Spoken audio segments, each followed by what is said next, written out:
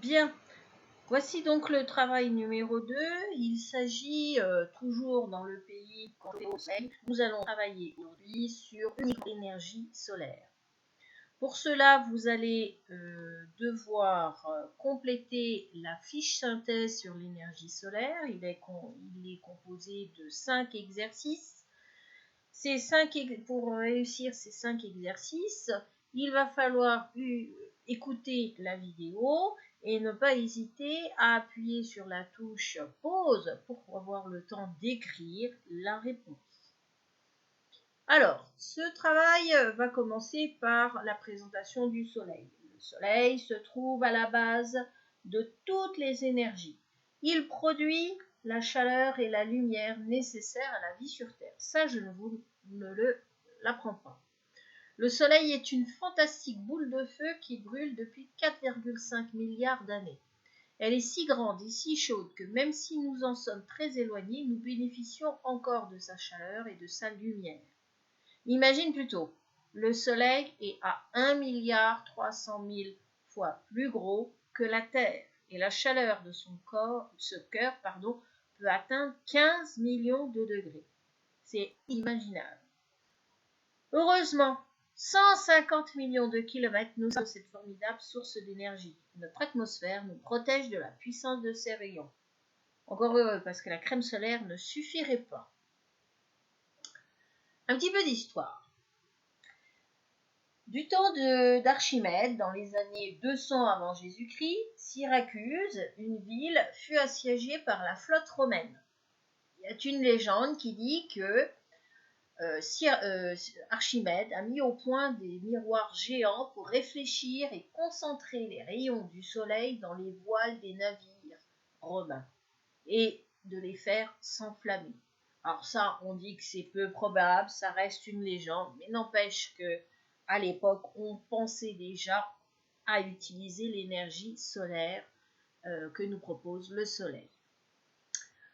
Un autre fait qui existe déjà depuis du temps des Grecs, on va dire, c'est l'allumage de la flamme des Jeux Olympiques. Quelques mois avant l'ouverture des Jeux, en Grèce, à Olympie, devant le temple d'Héra, la grande prêtresse procédait à l'enflammage de la flamme des Jeux Olympiques, le premier feu, et tout ça grâce au soleil et à un miroir parabolique. Si vous regardez ici, ce miroir parabolique ressemble un peu à une cuvette, on va dire. On a les rayons du soleil qui viennent se réfléchir, se concentrer, et avec un brasé, j'aurais dire une petite flamme, un petit brasero qui se trouve au bout ici avec de la paille, j'imagine, et de l'amadou. Ça permettait d'enflammer directement la première flamme des Jeux Olympiques. Aujourd'hui, encore aujourd'hui, nous procédons exactement de la même manière. C'est-à-dire que nous avons une cuvette ici qui, exposée en plein soleil, produit une certaine chaleur et cette chaleur va permettre d'allumer la première flamme des Jeux Olympiques. Ça se fait tous les 4 ans. Autre chose, du temps de Monsieur Lavoisier, fin du XVIIIe siècle, on avait un concentrateur à lentilles inventé par Monsieur Lavoisier où on voit une lentille puis une très grosse lentille et on voit ici le départ de flamme. Autre chose, un four solaire de Monsieur Mouchot à l'exposition universelle à Paris, la même exposition universelle de celle qui a proposé la tour Eiffel d'ailleurs, où on voit justement ce four solaire qui concentre une chaleur très importante. Remarquez la forme, on dirait bien la forme du four pour allumer la flamme olympique. Autre chose, beaucoup plus près, dans les années 1900, Monsieur Félix Trombe, lui a inventé les premières paraboles solaires, les premiers panneaux photovoltaïques. Alors ici, ils sont de forme un petit peu, évasée, mais on pouvait les avoir d'autres façons. Les utilisations et les installations de cette énergie solaire, elles passent par deux composantes principales, la chaleur et la luminosité. On sait très bien, on l'a vu précédemment, que le soleil peut nous apporter de très grandes chaleurs. Quant à la luminosité, regardez voir ici, si je regarde cette frise ici, lorsque ce sont les luxes, on a vu dans le chapitre précédent que les luxes étant l'unité de l'intensité lumineuse, et bien lorsqu'on se trouve sur la plage en train de faire bronzette, c'est là que nous retrouvons le plus grande luminosité. Alors, cette utilisation d'énergie solaire en termes thermiques et en termes d'intensité lumineuse peuvent être exploitées par ce qu'on appelle dans un premier temps les panneaux solaires thermiques. La chaleur du soleil peut être considérée utilisée de manière directe pour chauffer un réservoir d'eau. Par exemple, ici, une douche de camping, de randonnée. Vous mettez de l'eau dedans, vous le mettez en plein soleil et vous avez la possibilité de pouvoir prendre une douche n'importe où. Sécher du linge, ça nous le faisons tous. Ou tempérer les parois d'une maison.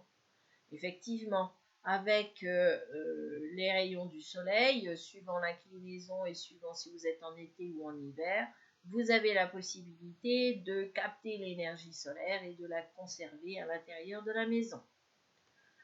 Une autre utilisation, c'est ce qu'on appelle le principe utilisé par les panneaux solaires thermiques qui sont placés sur les toits et les façades des maisons. En transitant par les panneaux solaires, l'eau est réchauffée par le soleil, puis utilisée sur place. Donc vous voyez, l'eau froide ici arrive à l'intérieur du panneau solaire. L'eau elle est réchauffée par le soleil, puis utilisée sur place pour le chauffage ou l'eau sanitaire du bâtiment. Bien sûr, par exemple, ici, prendre une douche chaude. Deuxième utilisation, les centrales solaires thermodynamiques. Alors ça, c'est pas ce qu'on a dans notre jardin. Ce sont de très grandes installations qui sont équipées d'immenses miroirs paraboliques, sphériques ou plats, qui suivent la course du soleil pendant la journée. En voilà un ici. Ici, vous remarquez qu'ils sont un petit peu paraboliques, on va dire un petit peu concaves, et ils vont s'orienter, suivant cet axe ici, ou celui-là par exemple, ils vont s'orienter pour suivre le soleil au cours de la journée. Ils permettent de concentrer les rayons pour chauffer un liquide qui restera chaud même après le coucher du soleil, exemple de l'huile. Ici, ça se trouve en Espagne, à Andazol, et ici, vous en avez une autre où là, vous avez les panneaux solaires qui sont complètement plats, mais orientés et focalisés sur un centre nerveux ici.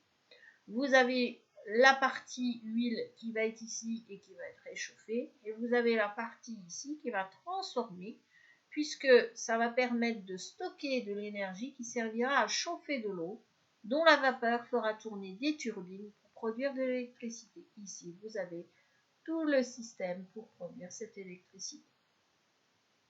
Là, elle se trouve en Californie, à Ivanpah. Autre utilisation, les panneaux solaires photovoltaïques et non pas solaires. Les panneaux photovoltaïques. La lumière du soleil peut être utilisée pour produire de l'électricité. On utilise pour cela des panneaux composés de cellules électroniques. Donc voilà ici ces fameux panneaux photovoltaïques.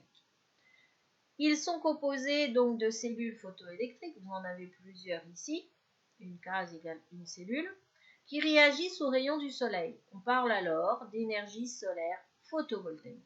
Et là, ce n'est que pour produire de l'électricité, pas de la chaleur.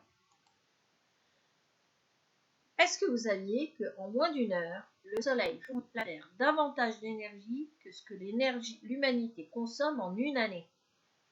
Une heure, une année. Mais aujourd'hui, seule une toute petite partie de cette énergie est récupérée pour être transformée en chauffage ou en électricité. Si on arrivait à avoir des mécanismes, des objets techniques qui permettent de capter toute l'énergie solaire, plus de pollution, électricité, chauffage, à tout va. La carte d'identité de l'énergie solaire, en conclusion, c'est que effectivement, elle a plusieurs avantages. L'énergie est dite renouvelable, comme vous l'avez vu dans votre carte mentale, puisque il peut après s'épuiser. Il est disponible toute l'année. Il est facile à installer Et c'est une technologie qui évolue rapidement. Tous les ans, de nouvelles technologies apparaissent dans ce domaine.